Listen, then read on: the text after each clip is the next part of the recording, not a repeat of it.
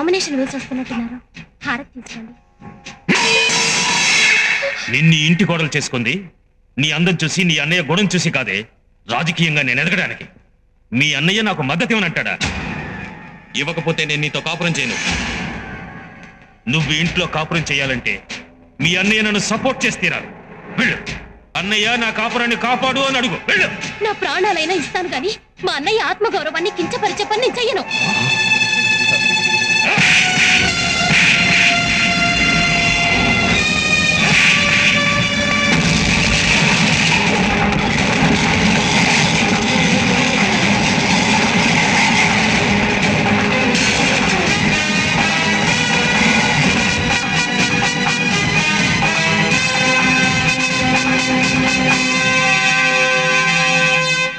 నా చెల్లెని నీ ఇంటికి పంపేటప్పుడు నిన్ను నమ్మే పంపించాను. కానీ మీ నాన్న నా చెల్లెల్ని కొట్టి మెడపట్టుకుని బయటికి గంటేంత వరకు చూస్తూ ఊరుకున్నావు. ఎందుకు అలా చేశారనేది నాకు తెలియాలి. అలా చేయమని చెప్పింది నేనే. మా నాన్న రాజకీయాల్లో కింగ్ లాగా ఉండేవాడు. ఆయన్ని అనామకుడి కన్నా హీనంగా ఓడించాం. ఆయన మళ్ళీ రాజకీయాల్లోకి రావాలి. అది నీ వల్లే జరగాలి. మా నాన్నని గెలిపించి అసెంబ్లీకి పంపించు. అప్పుడు నీ చెల్లెల్ని నాతో పాటు మా ఇంటికి తీసుకెళ్తాను. అలా చేయకపోతే నీ చెల్లెలు జీవితాంతం నీ ఇంట్లో నీ కళ్ళ ముందే మొగుడు వదిలేసిన ముండలా పడు.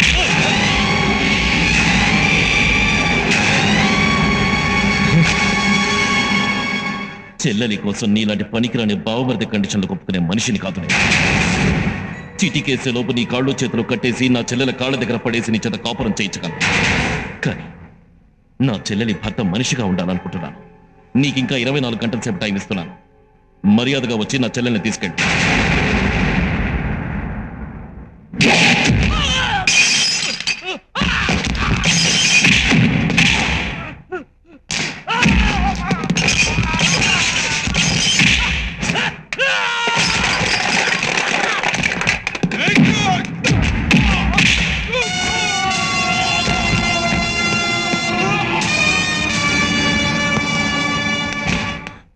నన్ను రాజుగానే పుట్టనివ్వు, నరసింహరాజుని చేయకు. రాజు!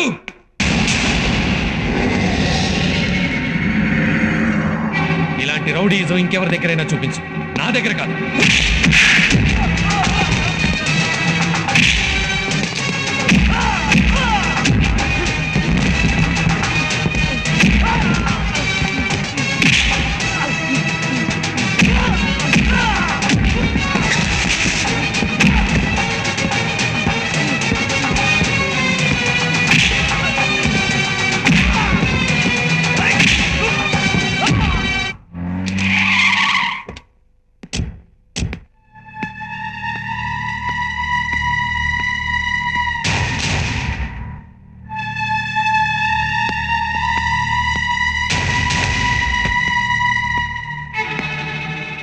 మళ్ళీ దీని తెచ్చావేంట్రా?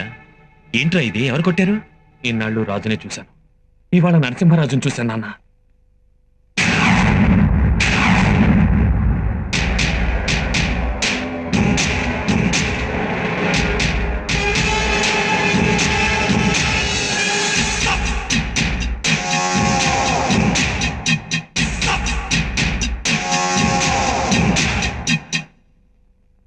చూడు, మీది ఏ జాతి అని అడగలేదు, ఏ రాశి అని అడగలేదు.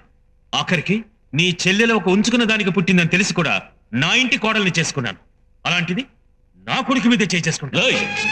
తప్పు చేస్తే అది తప్పని తెలియచేయటం, సరిదిద్దుకోకపోతే కాళ్ళు చేతులు విరిచేయటం ఈ నరసింహరాజుకి తెలిసిన న్యాయం, ధర్మం. రాక్షస బలితోనైనా పెట్టుకోవచ్చు గాని ఈ రాజకీయ నాయకుడితో పెట్టుకోకూడదని తెలుసుకో.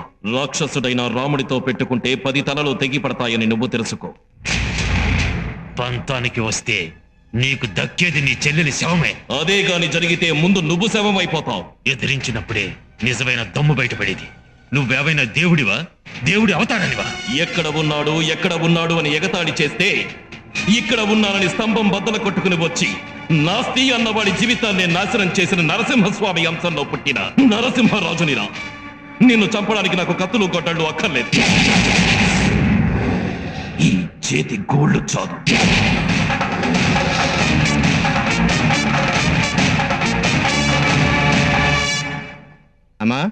పెళ్లి కుమార్తె పెళ్లి కుమారుల పేరు బలాలను బట్టి చూస్తే వచ్చే నెల 10వ తారీఖు పెళ్లి ముహూర్తం చాలా బాగుందమ్మా. అయితే ఆ ముహూర్తమే ఖాయం చేయండి. అలాగేనమ్మా, వస్తానమ్మా. మంచిది. అమ్మా, ఎవరికి పెళ్లి? నీకే. నాకా? అమ్మా, నువ్వేం చెప్పక్కర్లేదు. దేవుణ్ణి పూజించాలే తప్ప ప్రేమించకూడదు. అయినా రాజును అలా ఊహించుకోవడానికి నీకు మనసులా వచ్చిందే? అమ్మా, పూజలు చేసేటప్పుడు దేవుళ్ళ లాంటి భర్త దొరకాలని కోరుకోమని చెప్తారు. అలాంటిది దేవుళ్ళ లాంటి వ్యక్తిని భర్తగా కోరుకుంటే తప్పేంటి? తప్పే. నువ్వేం చెప్పినా నీ పెళ్లి రాజు చూసిన వ్యక్తితోనే జరుగుతుంది. అసలు ఈ పెళ్లి చేస్తున్నదే రాజు.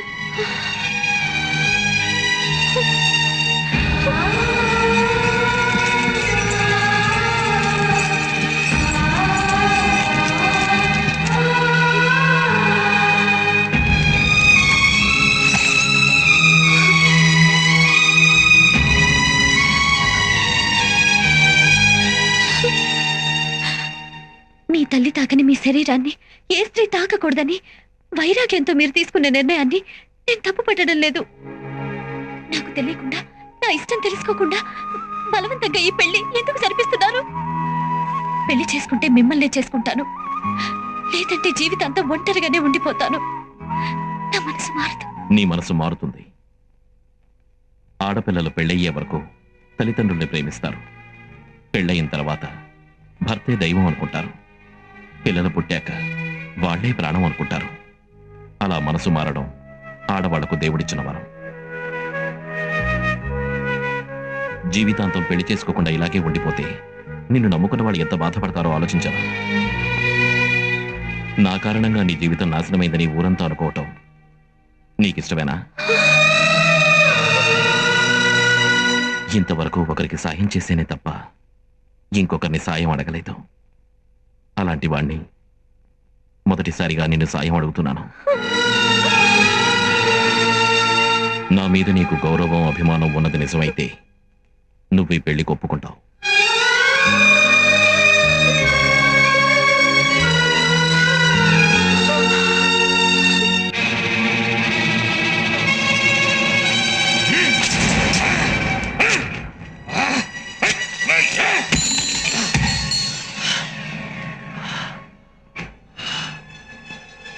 పెళ్లికాడు చింపేస్తే ఏం లాభం సార్? మిమ్మల్ని అవమానించిన ఆ నరసింహరాజు రంగరంగ వైభవంగా పెళ్లి జరిపిస్తున్నాడు. ఊరందరి మనసుల్లో దేవుడైపోయాడు.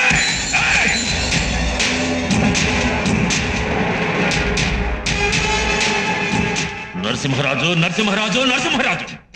వాడి పేరెత్తితేనే నా ఒళ్ళంతా కారం పూసినట్టుంటుంది. వాడి గొప్పదనం గురించి వింటుంటే నా కడుపులో కత్తులతో కలిగినట్టుంటుంది. ఎప్పుడైనా వాడి గురించి నా ముందు మాట్లాడావా?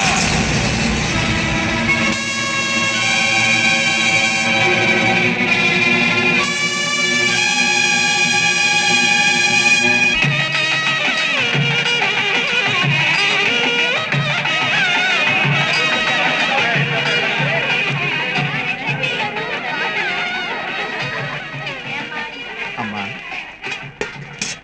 పెళ్లి చాలా ఘనంగా చేస్తున్నారు. నరసింహరాజు గారు కనిపించరే అమ్మా? కాబోయే దంపతులు కలకాలం చల్లగా ఉండాలని అమ్మవారి ముందు మంగళసూత్రం ఉంచి పూజ చేస్తున్నాడు.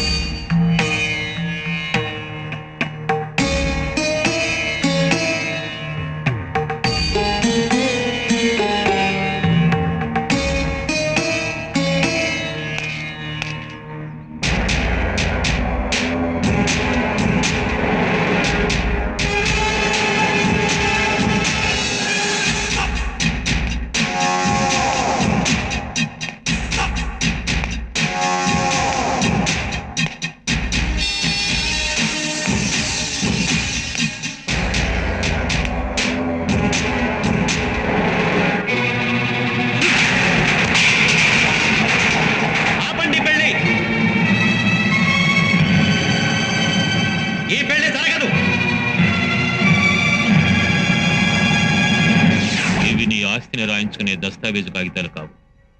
నేను చేసిన మర్డర్ని నువ్వు చేసినట్టు ఒప్పుకునే అంగీకార పత్రం అంతకన్నా కాదు. నన్ను ఎమ్మెల్యేను చేసే నామినేషన్ పేపర్లు. ఈవేళ నామినేషన్కి ఆఖరి రోజు. నువ్వు సపోర్ట్ చేస్తే ఏకగ్రీవంగా ఎన్నికవుతాను. చూడు, నా ఆస్తి మొత్తం రాసి నిరుపేదనవుతాను. నువ్వు చేసిన తప్పని నేను చేసినట్టు అంగీకరించి దోషినవుతాను. అంతేకాని నిన్ను ప్రజాప్రతినిధిని చేసి ప్రజల దృష్టిలో నమ్మక ద్రోహిని కాలేను. రాజు, నీ మనసు మార్చుకో, లేకపోతే ఇదే నీ ఆఖరి రోజు. నీ వెనక ఎంతమంది రౌడీలు ఉన్నా నన్నేం చేయలేరు. నా వెనక కొన్ని లక్షల మంది ఆశీర్వాదాలున్నాయి. నా వెనుక ఉన్న 100 మందిలో 99 మందిని నువ్వు చంపగలిగిన మిగిలిన ఆఖరి వాడి చేతిలోనైనా నీ చావు ఖాయం. నేను న్యాయానికి ధర్మానికి భయపడతానే తప్ప చావుకి భయపడనురా. ఇలా చెప్తే నువ్వు ఒప్పుకోవని నాకు తెలుసు. ఎలా చెప్తే ఒప్పుకుంటావో అది నాకు తెలుసు. దించండి రథాన్ని.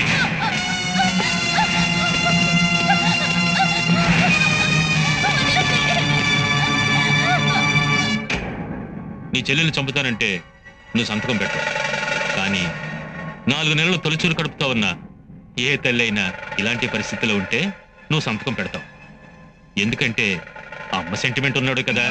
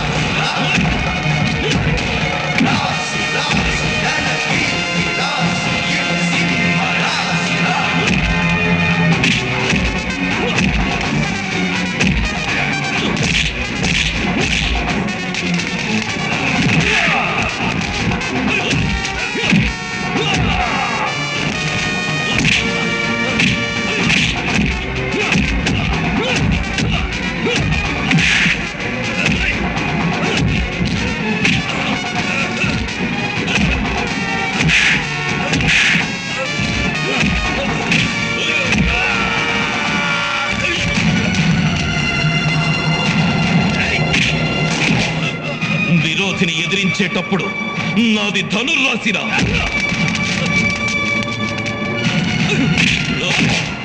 న్యాయానికి కట్టుబడటంలో నాది తులారాశిరా.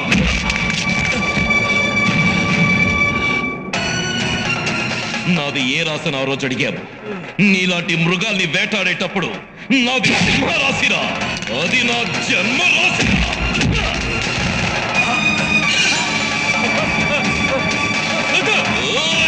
నన్ను క్షమించు రాజు, నన్ను క్షమించు. రాజన్న పెళ్ళి ఆగిపోయిందన్న.